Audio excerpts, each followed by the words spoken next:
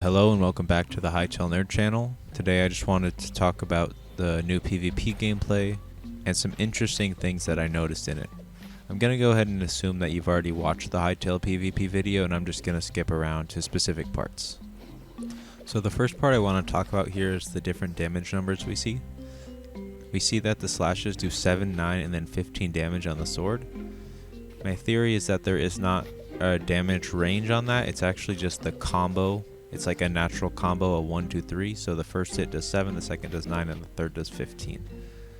I came to that conclusion because I feel like 15 is so significantly higher that it's definitely a third hit of the combo, and we know it's not a separate move. So that's why I'm assuming the first two are also, they have a set damage based on where they come in the combo. The next thing I want to talk about is the shield break mechanic. This happens a few times in the video, but in this example, Zoom does the big overhead hammer ultimate attack, and Simon blocks it with the daggers with very little stamina.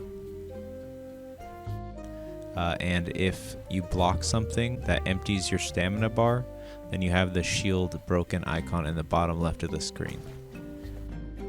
It's hard to know for sure, but we see in this clip here, Zoom has the broken shield already, and it seems like when he gets hit while shielding, he takes both stamina damage and health damage.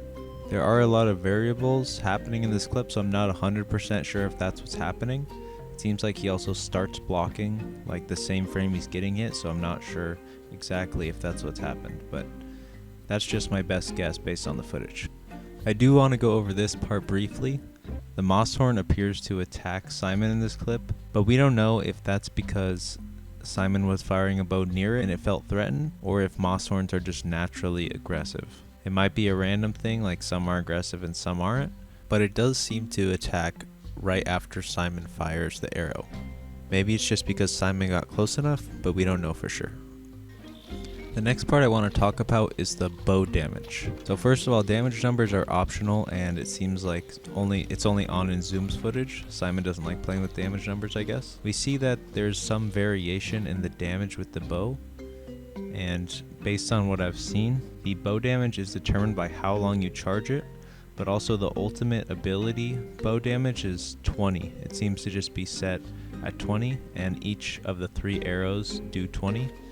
We can see only one lands at this part, and then all 3 land on this part, and you can see all 3 actually hit, doing a lot of damage at once.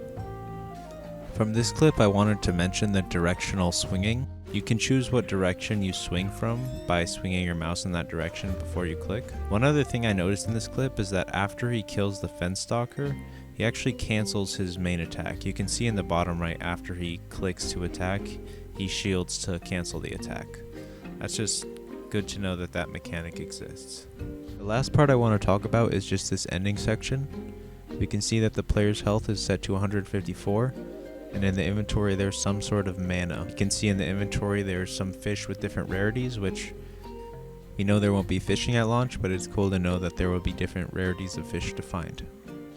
That's about all I wanted to talk about in this video. Hopefully you found something interesting. Tried to only pick things that I haven't seen many people talking about. If you want a more general breakdown, I would check out other people's videos. I was just trying to find some niche stuff. Thank you for watching this video. I have a new video coming soon about all the pre-launch servers that are currently being made. Go ahead and subscribe if you want to see that when it comes out. Goodbye.